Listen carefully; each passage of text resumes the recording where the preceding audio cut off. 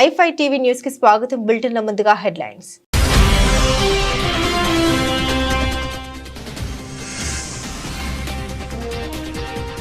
అలా ఉంటే రైతు భరోసా ఇవ్వబోం. కేబినెట్ భేటీ తర్వాత రేవంత్ రెడ్డి కీలక ప్రకటన.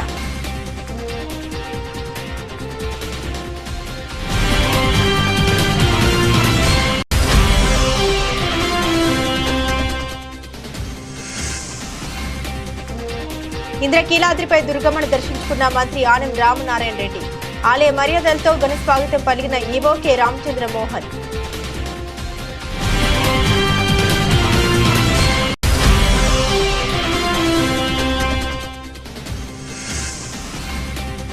హుస్నాబాద్ లో పలు అభివృద్ధి పనులు. ఎల్లమ్మ చెరువు సుందరీకరణ పనులకు మంత్రి పొన్నం ప్రభాకర్ శంకుస్థాపన. ప్రజలకు ఎలా సేవ చేయాలో ఆలోచన చేస్తున్నామన్న మంత్రి.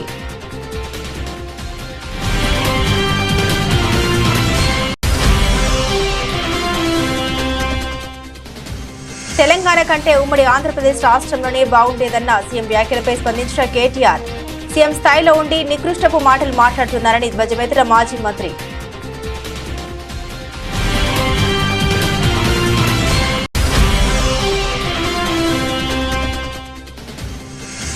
ఎన్టీఆర్ జిల్లా స్థాయి విద్యా వైజ్ఞానిక ప్రదర్శన 2025ను ప్రారంభించిన ఎమ్మెల్యే బొండా ఉమా. ప్రభుత్వ పాఠశాల బలోపేతానికి ప్రభుత్వం పెద్దపీట వేసిందని వెల్లడి.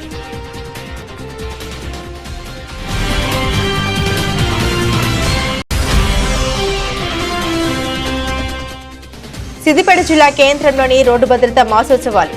ఆర్టీసీ డ్రైవర్లకు సిబ్బందికి రోడ్డు భద్రతా నియమాలపై అవగాహన కల్పించిన Siddipet motor vehicle inspector Shankar Naik, RTC depot manager Sukhender Reddy.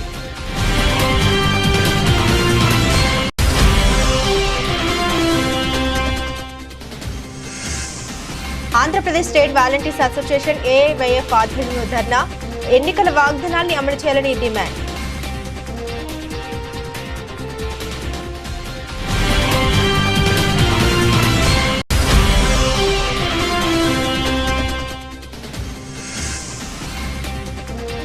Ayyappa సొసైటీలో 5 అంతస్తుల భవనం కూల్చివేస్తున్న హైడ్రా. ప్రధాన రహదారికి పక్కనే అక్రమంగా నిర్మించినట్లు తేల్చిన హైడ్రా.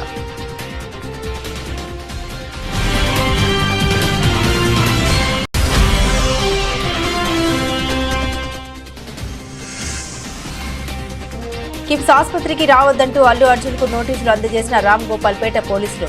చిక్కడపల్లి పోలీస్ స్టేషన్లో సంతకం చేసి వెళ్లిన పుష్ప.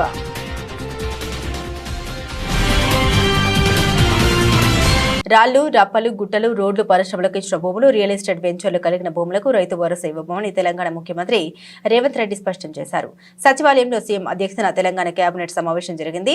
సచివాలయంలో 3 గంటల పాటు ఈ కేబినెట్ సమావేశం జరిగింది. అనంతరం నిర్వహించిన పత్రికా సమావేశంలో రైతు భరోసాపై సీఎం రేవంత్ రెడ్డి కీలక ప్రకటన చేశారు.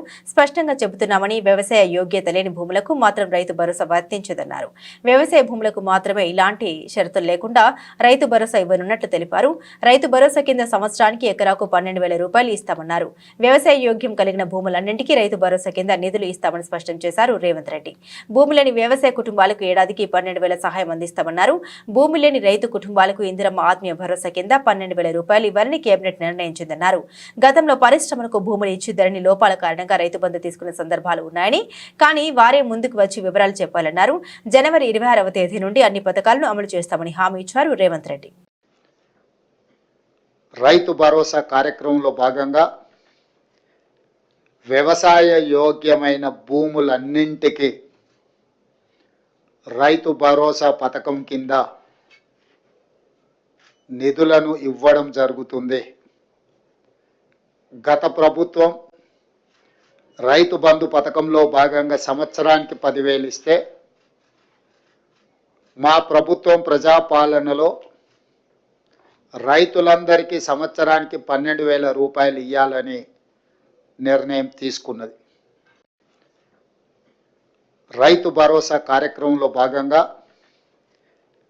వ్యవసాయ యోగ్యమైన భూములన్నింటికి రైతు భరోసా పథకం కింద నిధులను ఇవ్వడం జరుగుతుంది. గత ప్రభుత్వం రైతు బంధు పథకంలో భాగంగా సంవత్సరానికి 10,000 ఇస్తే, మా ప్రభుత్వం ప్రజాపాలనలో రైతులందరికీ సంవత్సరానికి 12,000 రూపాయలు ఇవ్వాలని నిర్ణయం తీసుకున్నది. ఇప్పుడు వెసులుబాటును ఆర్థిక పరిస్థితులు మనకున్న వెసులుబాటును బట్టి 10,000 నుంచి 12,000 రూపాయలకు పెంచుకోవడం జరిగింది.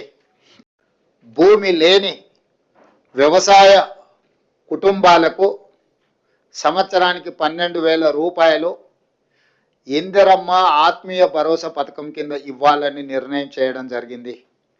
ఇదే కాకుండా చాలా సంవత్సరాల నుంచి రేషన్ కార్డుల సమస్య పేదవాళ్ళను పట్టి పీడిస్తుంది.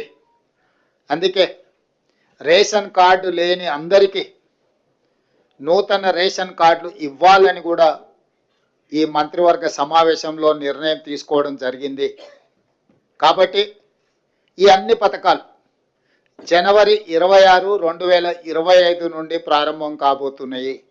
కొత్త సంవత్సరంలో మొట్టమొదటిసారిగా దేవాదాయ శాఖ మంత్రి ఆనం రామనారాయణ రెడ్డి శ్రీ దుర్గా మల్లేశ్వర స్వామివార్ల దేవాలయాన్ని సందర్శించారు. దేవాలయ ఈవో కె రామచంద్ర మోహన్ ఆలయ మర్యాదలతో మంత్రికి ఘన స్వాగతం పలికారు. అనంతరం మంత్రి ఆనం రామనారాయణ రెడ్డి దుర్గమ్మను దర్శించుకుని ప్రత్యేక పూజలు నిర్వహించారు. తదనంతరం వేద పండితులు మంత్రికి వేద ఆశీర్వచనం చేయగా ఆలయ ఈవో అమ్మవారి శేషవస్త్రం ప్రసాదం చిత్రపటం అందించారు. ఈ సందర్భంగా మంత్రి ఆనం రామనారాయణ రెడ్డి మాట్లాడారు. రాష్ట్ర ప్రజలందరూ ఆనందం ఆరోగ్యంగా జీవించాలని దుర్గమ్మను కోరినట్టు తెలిపారు. రాష్ట్ర అభివృద్ధి కోసం దేవాలయాల ఆధునీకరణకు అభివృద్ధికి ప్రాధాన్యం ఇస్తామని తెలిపారు. అనంతరం ఆలయ అధికారులతో సమావేశమై ఆలయ అభివృద్ధిపై చర్చించి రోజువారీ జరిగే కార్యక్రమాలపై చర్చించారు.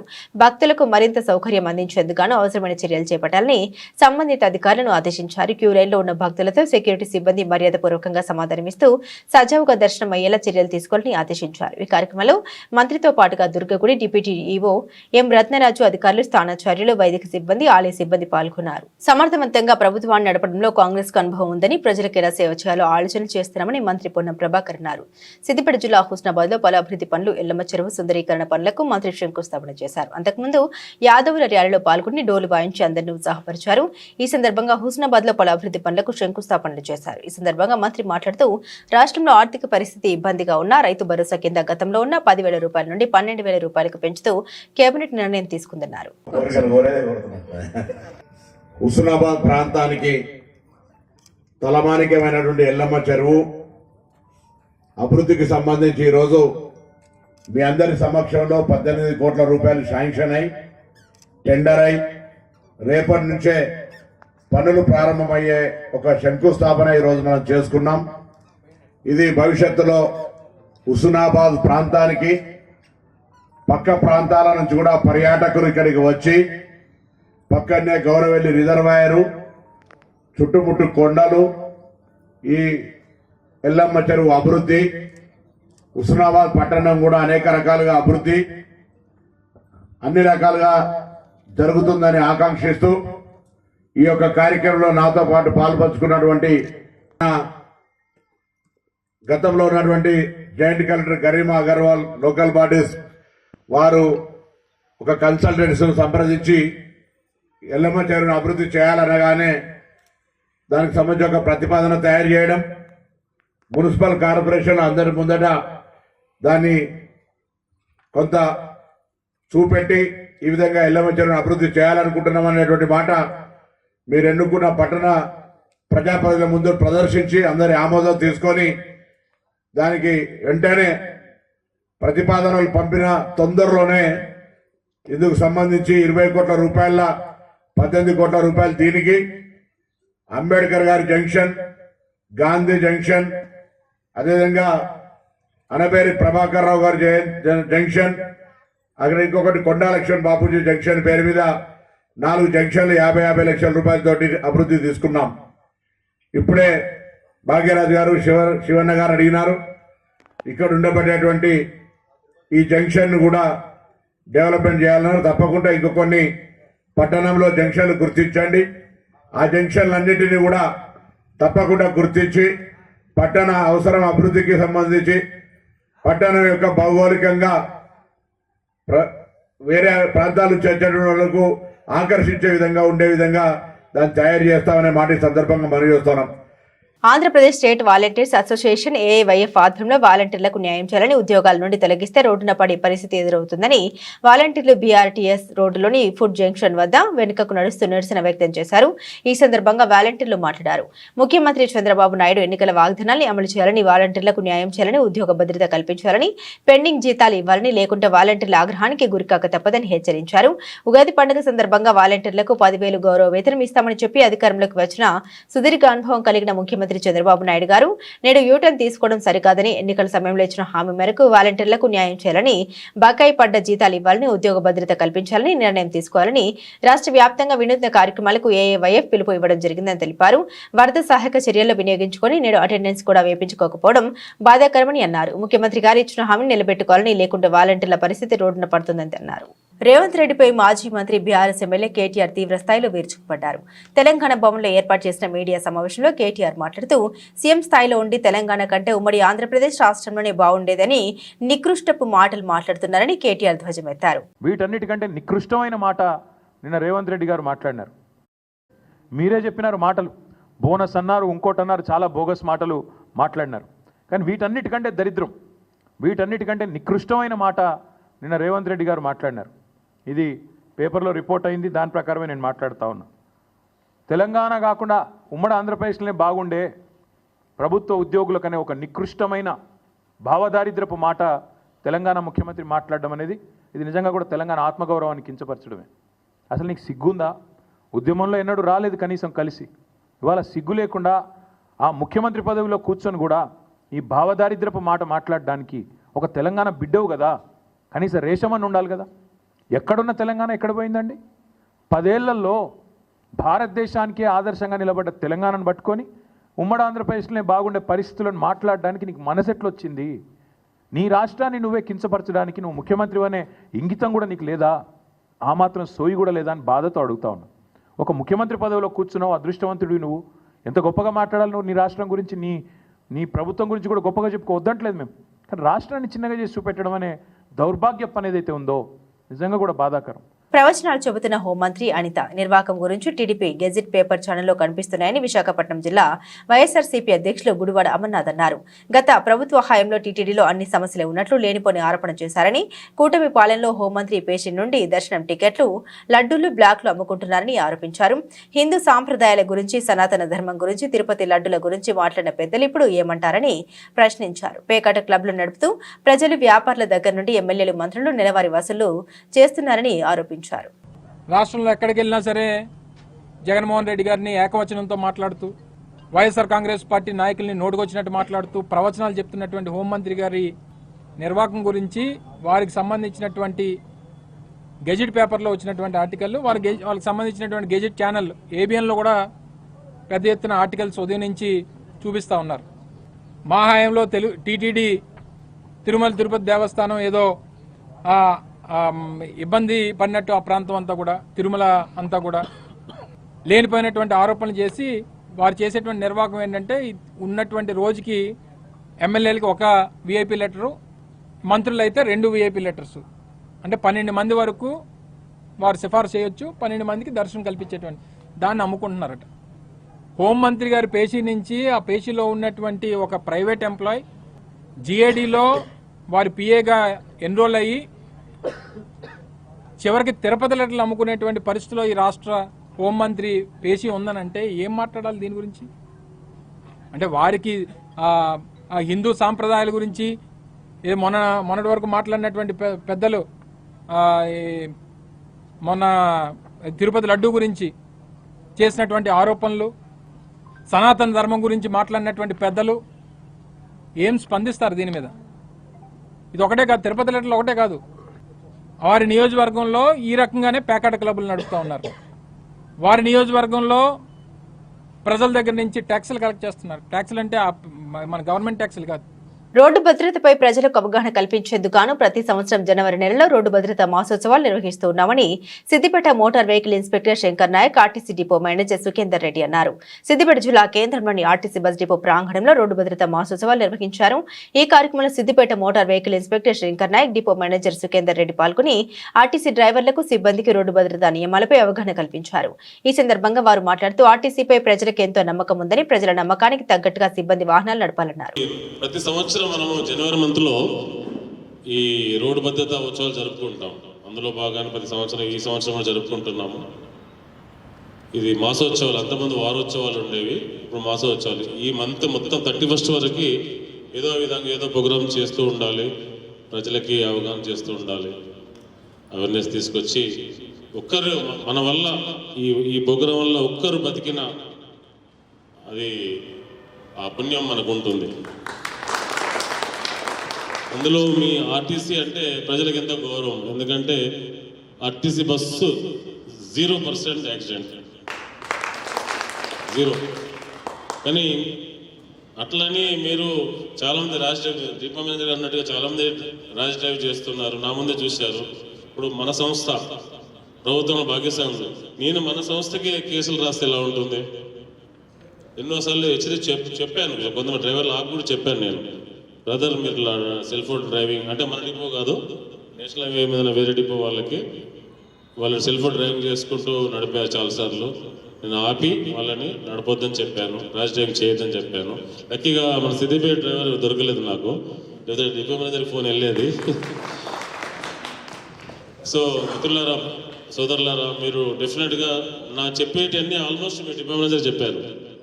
సెల్ ఫోన్ డ్రైవింగ్ చాలా చాలా ఘోరమైన పరిస్థితి. ఎందుకంటే మీరు ప్రతి నిమిషానికి ఒక పింగ్ అనగానే మీరు సెల్ ఫోన్ చూస్తుంటారు. దేశంలో పెరుగుతున్నటువంటి ఈ రోడ్డు ప్రమాదాలను దృష్టిలో ఉంచుకొని గవర్నమెంట్ ఆఫ్ ఇండియా అంటే భారత ప్రభుత్వం వారు ప్రతి సంవత్సరం జనవరి నెలలో ఈ రోడ్డు భద్రతా వారోత్సవాలు అనేది మొదట్లో కేవలం జనవరి 1 నుంచి 7 వరకే నిర్వహించేవాళ్ళు. దీనికి అనుగుణంగా ప్రమాదాలు కూడా పెరుగుతున్నాయి.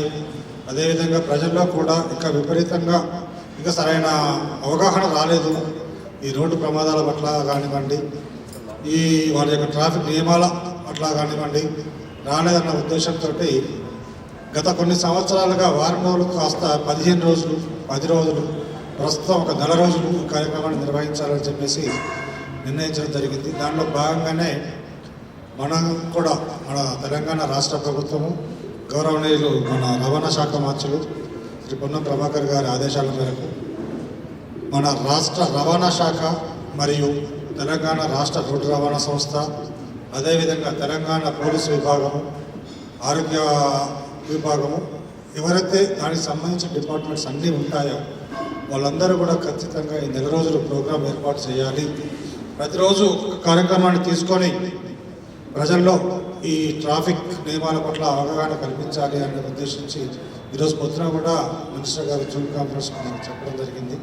దానిలో భాగంగా మనకు సంస్థ ఏదైతే నిర్దేశించిందో రోజువారీ కార్యక్రమాల్లో భాగంగా అంటే ఒకరోజు ఈ డ్రైవర్లందరికీ కూడా ఈ విధంగా అవేర్నెస్ పెట్టడము, ఒకరోజు డ్రైవర్లందరికీ కూడా ఎవరైతే పీరియాడికల్ మెడికల్ ఎగ్జామినేషన్ డ్యూ ఉంటుందో వాళ్ళందరినీ ఆ రోజు కంప్లీట్ చేయడము, ఒకరోజు వాళ్ళందరికీ కౌన్సిలింగ్ ఇవ్వడము, ఒకరోజు మెయింటెనెన్స్ డే అని, ఒకరోజు సమాజ సేవ గుర్తింపుగా సమాజం కోసము బ్లడ్ డొనేషన్ క్యాంపెయిన్, ఇలా ఒక్కొక్క రోజు ఒక్కొక్కటి చేయాలని చెప్పేసి మనకు నిర్దేశించడం జరిగింది. కూటమి సర్కారు విద్యకు అధిక ప్రాధాన్యం ఇచ్చి ప్రభుత్వ పాఠశాల బలోపేతానికి పెద్దపీట వేసిందని ప్రభుత్వ విప్ ఎమ్మెల్యే బోండా ఉమా మహేశ్వరరావు పేర్కొన్నారు. అజిత్ సింగ్ నగర్లోని ఎంకే బేగ్ నగర పాలక ఉన్నత పాఠశాలలో శనివారం దక్షిణ భారత ఎన్టీఆర్ జిల్లా స్థాయి విద్యా వైజ్ఞానిక ప్రదర్శన 2025ను ఆయన ప్రారంభించారు. పలువురు శాస్త్రవేత్తల చిత్రపటాల వద్ద నివాళులర్పించారు. ఉమా మాట్లాడుతూ ఆధునిక సాంకేతిక సౌకర్యాలు కల్పించి విద్యా ప్రమాణాన్ని మెరుగుపరిచి ప్రైవేటుకు ధీటుగా తీర్చిదిద్దామని తెలిపారు. ఆధునిక సాంకేతిక సౌకర్యాలు, అనుభవజ్ఞాన ఉపాధ్యాయుల బోధనను వినియోగించుకుని ఉత్తమ ఫలితాలను సాధించాలని విద్యార్థులకు సూచించారు. నియోజకవర్గంలోని పాఠశాలలో ప్రయోగశాలలకు అవసరమైన పరికరాలు అందిస్తామని హామీనిచ్చారు. జిల్లా సైన్స్ అధికారి మైనం హుస్సేన్ మాట్లాడుతూ జిల్లాకు 2014 నుండి 2017 వరకు వరుసగా దక్షిణ భారత స్థాయిలో బుక్ ప్రైజ్ అవార్డు లభించాయని కొనియాడారు. ప్రస్తుత జిల్లా స్థాయి ప్రదర్శనలో ప్రతి విభాగం నుండి తొలి 2 స్థానాల్లో నిలిచిన ప్రాజెక్టులు రాష్ట్ర స్థాయికి ఎంపికవుతాయని వివరించారు.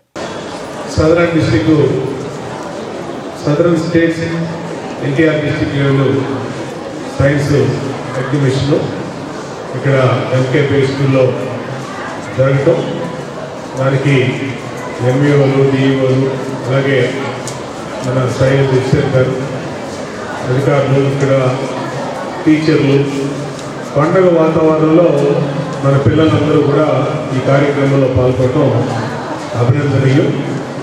గతంలో ఇలాంటి ప్రోగ్రామ్స్ ఎప్పుడు కూడా జరిగేవి కావు. ఇవాళ ఈ ప్రభుత్వం వచ్చినాక అన్ని రకాలుగా గవర్నమెంట్ స్కూల్స్కి ప్రాధాన్యత పెరిగింది. ఈరోజే గౌరవ మంత్రి నారా లోకేష్ గారు ఇక్కడ పైకాపురం జూనియర్ కాలేజీలో మరి వాళ్ళ డొక్కా సీతమ్మ గారి పేరు మీద పెట్టినటువంటి మధ్యాహ్న భోజన పథకాన్ని కూడా ఆయన చేతుల మీద ప్రారంభిస్తూ ఉన్నారు.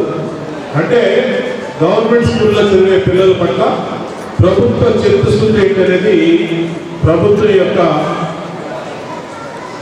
ఇంట్రెస్ట్ ఏంటనేది, ప్రోత్సాహం ఏంటనేది అర్థమవుతా ఉంది. ఇవాళ అన్ని రకాలుగా గవర్నమెంట్ స్కూల్ని కార్పొరేట్ స్కూల్స్ ధీటుగా తయారు చేయడమే లక్ష్యంగా అధికారులు కానీ, టీచర్లు కానీ, గవర్నమెంట్ కానీ అందరూ కూడా దీక్ష పొందినట్టుగా పనిచేస్తారు. ఎందుకంటే ఇవాళ గతంలో కూడా చెప్పాను, గవర్నమెంట్ స్కూల్లో చదివిన పిల్లలు దేనికి కూడా తీసుకోరు. ఇవాళ ఈ దేశ ప్రధాని నరేంద్ర మోడీ గారు గవర్నమెంట్ స్కూల్లో చదువుకున్నటువంటి వ్యక్తి, ఈ రాష్ట్ర ముఖ్యమంత్రి చంద్రబాబు నాయుడు గారు గవర్నమెంట్ స్కూల్లో చదువుకున్నటువంటి వ్యక్తి, మీతో మాట్లాడుతున్న మీ శాసనసభ్యుడైన నేను బోయపాటి శివరామకృష్ణ మున్సిపల్ స్కూల్లో చదువుకున్నటువంటి వ్యక్తి. యువతను సన్మార్గంలో నడిపించే సినిమాలు రావాలని షార్ట్ ఫిల్మ్ దర్శకుడు నిర్మాతలు ఆ దిశగా చిత్రాలు నిర్మించాలని తెలంగాణ సాంస్కృతిక సారథి డాక్టర్ వెన్నెల అన్నారు. తెలంగాణ భాషా సాంస్కృతిక శాఖ సహకారంతో కరీంనగర్ ఫిల్మ్ సొసైటీ లఘు చిత్రాల నిర్మాతల మండలి ఆధ్వర్యంలో రాష్ట్ర స్థాయి లఘు చిత్రాల పోటీలు నిర్వహించారు. అనంతరం విజేతలకు అవార్డులు అందించారు. ఈ సందర్భంగా మాట్లాడుతూ 1000 మాటల్ని ఒక చిత్రం ప్రతిబింబిస్తుందని అన్నారు. అనంతరం జిల్లా కలెక్టర్ పమేల సత్పతి మాట్లాడారు. సందేశాత్మక చిత్రాలు నిర్మించాలని కోరారు. ప్రభుత్వ కార్యక్రమాల అవగాహన కోసం చిన్న చిత్రాలని ప్రోత్సహిస్తామని తెలిపారు. Regarding short films, first regarding Karimnagar, అంటే ఇది నాకు 2వ జిల్లా ఒక కలెక్టర్గా బాధ్యత నిర్వహిస్తూ యాదాద్రి జిల్లా చేసేటప్పుడు ఇలాంటి సొసైటీ ఉంటుంది, ఇలాంటి ఒక సివిల్ సొసైటీ అంటే ఒక కల్చర్ మీద, ఆర్ట్స్ మీద అంత ఇష్టపడిన వాళ్ళు, ఇంత పెద్ద ప్రెషర్ గ్రూప్ మనకి ఉంటుంది అనేది నేను ఎప్పుడు చూడలేదు. కరీంనగర్ వాస్తవం అంటే చాలా యూనిక్ ప్లేస్. వీఆర్ గ్రేట్ఫుల్ ఇలాంటి జిల్లాలో మనకి పని చేసే అవకాశం దొరికినందుకు వీఆర్ వెరీ వెరీ గ్రేట్ఫుల్.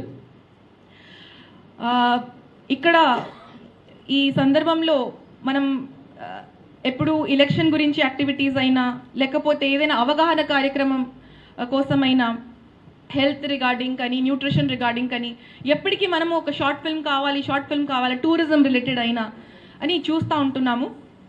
ఈ మధ్యలో ఇలాంటి రిక్వైర్మెంట్ ఉంది, ఏ డిపార్ట్మెంట్కి అయినా, ఏ జిల్లాకి అయినా దృష్టిలో పెట్టు పిల్లలతో ఇలాంటి వీడియోస్ చేస్తే ఎంత బాగుంటుందనే ఉద్దేశంతో మన కరీంనగర్ ప్రభుత్వ పాఠశాలలు చదివిన పిల్లలకి ఒక గత నెల నుంచి మనం ట్రైనింగ్ ఇవ్వడం జరుగుతుంది.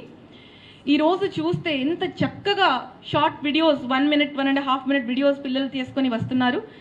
మీరు ఎప్పుడైనా చూసి వాళ్ళని మెంటర్ చేయాలనేది నేను రవిచంద్ర గారిని కోరుకుంటున్నా. తల్లిదండ్రులు తీసుకొని పోయేవారు, ఆ టైం ఉండేది దూరదర్శన్లో. కానీ ఇప్పుడు 2 ఏళ్ల పిల్లోడు, 1 ఏళ్ల సంవత్సరం పిల్లోడు ఫోన్స్ పట్టుకొని షార్ట్స్ చూస్తున్నాడు, మూవీస్ చూస్తున్నాడు. That is impacting the health, life and the career of the childrens and the society. So నేను ఈ వేదిక నుంచి మన ఫిలిం ఇండస్ట్రీ ఛాంబర్స్ అన్నగారికి కోరుతున్నానంటే, ఖచ్చితంగా దాన్ని కూడా నియంత్రించాల్సిన బాధ్యత మన ప్రభుత్వానికి, మన సమాజానికి అందరికీ ఉందని నేను తెలియజేస్తున్నాను. మూడో విషయం ఏంటంటే, ఫిలిం అనగానే నేను ఈరోజు అంటే చరిత్ర చదువుకుంటూ వస్తున్న మన తెలంగాణలో ఫిలిం ఇండస్ట్రీ ఏ విధంగా ఉంది, అట్లాగే ఎంతమంది ఆర్టిస్టులు ఉన్నారు, ఎంతమంది నిర్మాతలు ఉన్నారు. నేను రీసెంట్గా గద్దర్ అవార్డ్స్ కోసం వచ్చినప్పుడు నేను కూడా గద్దర్ అవార్డ్ కమిటీలో మెంబర్ కాబట్టి ఫిలిం ఛాంబర్ పోవడం జరిగింది, తిరగడం జరిగింది. మనం పొన్నం రవణ గారిని కోరుతున్న, అట్లాగే పెద్దలందరూ కోరుతున్నాం, మన తెలంగాణ ఫిలిం సొసైటీని బలోపేతం చేయాలని కోరుతున్నాం. మాదాపూర్లోని అయ్యప్ప సొసైటీలో అక్రమంగా నిర్మించిన 5 అంతస్తుల భవనాన్ని హైడ్రా కూల్చివేస్తుంది. శనివారం ఈ భవనాన్ని పరిశీలించిన హైడ్రా చీఫ్ రంగనాథ్ ఇతర అధికారులు ఆదివారం ఉదయం భారీ బుల్డోజర్లతో వచ్చి కూల్చివేత పనులు ప్రారంభించారు. అయ్యప్ప సొసైటీలోని 100 ఫీట్ల రోడ్డుకు ఆనుకొని ఉన్న ఈ భవనం అక్రమ కట్టడమని హైడ్రాలతో పాటు హైకోర్టు కూడా ఇప్పటికే నిర్ధారించింది. బిల్డింగ్ యజమానికి గత ఏడాదే నోటీసులు జారీ చేసినట్లు జీహెచ్ఎంసీ అధికారులు తెలిపారు. ఈ నేపథ్యంలోనే హైడ్రా అధికారులు ఆదివారం ఉదయం బిల్డింగ్ కూల్చివేత పనులు మొదలుపెట్టారు. మరోవైపు సోమవారం నుండి హైడ్రాలో ప్రజావాణి కార్యక్రమం ప్రారంభం కానుంది. ప్రతి సోమవారం బుద్ధ భవన్లో ఉదయం 11 గంటల నుండి సాయంత్రం 5:30 వరకు ప్రజావాణి నిర్వహించనున్నారు. ప్రభుత్వ పార్కులు, స్థలాలు, చెరువులకు సంబంధించి ఆక్రమణపై ప్రజల నుండి నేరుగా ఫిర్యాదులు స్వీకరిస్తారు. ఫిర్యాదుదారులు ఆధారాలతో రావాలని హైడ్రా సూచించింది. ముందుగా వచ్చిన 50 మందికి టోకెన్స్ ఇచ్చి దాని ప్రకారం ఫిర్యాదులు స్వీకరిస్తామని కమిషనర్ రంగనాథ్ తెలిపారు. సినీ హీరో అల్లు అర్జున్ కు పోలీసులు మరోసారి నోటీసులు అందించారు. ఆదివారం ఉదయం జూబ్లీ హిల్స్ లోని అల్లు అర్జున్ నివాసానికి రామ్ గోపాల్ పేట పోలీసులు చేరుకున్నారు. హీరోను కలిసి నోటీసులు అందించారు. సంధ్యా థియేటర్ తొక్కేసలాటలో రేవతి చనిపోగా ఆమె కొడుకు శ్రీతేజ్ ఆసుపత్రిలో చికిత్స పొందుతున్న విషయం తెలిసిందే. ఆ బాలుడిని త్వరలోనే పరామర్శిస్తారంటూ అల్లు అర్జున్ ఇటీవల పేర్కొన్నారు. శనివారం నాంపల్లి కోర్టు రెగ్యులర్ బెయిల్ మంజూరు చేయడంతో శ్రీతేజ్ ను పరామర్శించేందుకు వెళ్లే అవకాశం ఉందని పోలీసులు భావించారు. ఈ నేపథ్యంలోనే శ్రీతేజ్ ను పరామర్శించేందుకు కిమ్స్ కు రావద్దని సూచిస్తూ రామ్ గోపాల్ పేట పోలీసులు అల్లు అర్జున్ కు నోటీసులు అందించారు. కాగా రెగ్యులర్ బెయిల్ మంజూరు చేస్తూ కోర్టు విధించిన షరతుల్లో భాగంగా అల్లు అర్జున్ ప్రతి ఆదివారం చిక్కడపల్లి పోలీస్ స్టేషన్ లో హాజరు కావాల్సి ఉంటుంది. ఈ రోజు ఆదివారం కావడంతో అల్లు అర్జున్ ఉదయం 10:30 చిక్కడపల్లి పోలీస్ స్టేషన్ కు చేరుకున్నారు. స్టేషన్ లో హాజరు వేయించుకుని రిజిస్టర్ లో సంతకం చేసి వెనుదిరిగారు. పుష్ప రాక నేపథ్యంలో చిక్కడపల్లి పోలీస్ స్టేషన్ లో పరిసరాల్లో పోలీసులు భారీ భద్రత ఏర్పాటు చేశారు.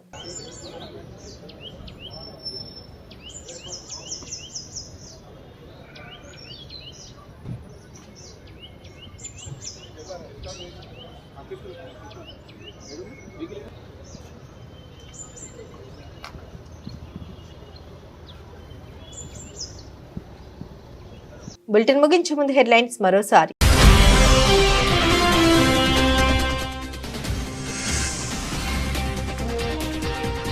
అలా ఉంటే రైతు భరోసా ఇవ్వబోం. కేబినెట్ భేటీ తర్వాత రేవంత్ రెడ్డి కీలక ప్రకటన.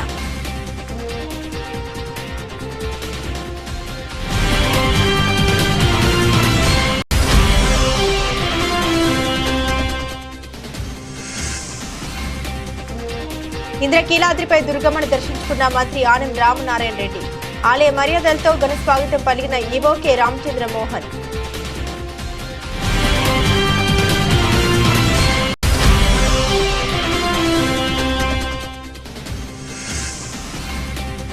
హుస్నాబాద్ లో పలు అభివృద్ధి పనులు. ఎల్లమ్మ చెరువు సుందరీకరణ పనులకు మంత్రి పొన్నం ప్రభాకర్ శంకుస్థాపన.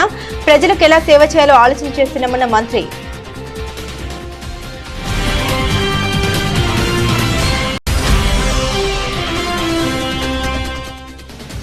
తెలంగాణ కంటే ఉమ్మడి ఆంధ్రప్రదేశ్ రాష్ట్రంలోనే బాగుండేదన్న సీఎం వ్యాఖ్యలపై స్పందించిన కేటీఆర్. సీఎం స్థాయిలో ఉండి నికృష్టపు మాటలు మాట్లాడుతున్నారని ధ్వజమెత్తిన మాజీ మంత్రి.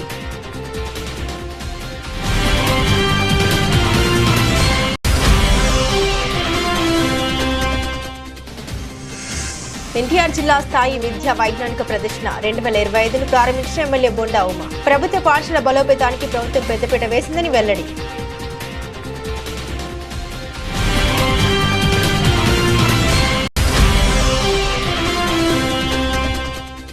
సిద్దిపేట జిల్లా కేంద్రంలోని రోడ్డు భద్రతా మాసోత్సవాలు.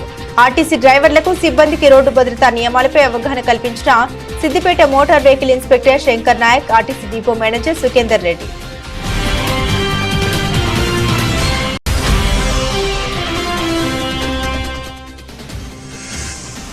Andhra Pradesh state volunteers association AIYF ఆధ్వర్యంలో ధర్నా. ఎన్నికల వాగ్దానాల్ని అమలు చేయాలని డిమాండ్.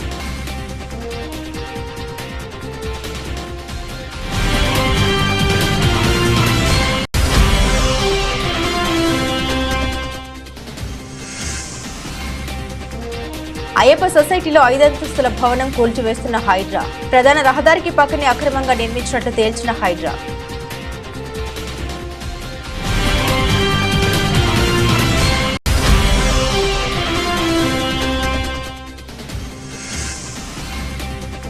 కిమ్స్ ఆసుపత్రికి రావద్దంటూ అల్లు అర్జున్ కు నోటీసులు అందజేసిన రామ్ గోపాల్ పేట పోలీసులు. చిక్కడపల్లి పోలీస్ స్టేషన్ లో సంతకం చేసి వెళ్లిన పుష్ప.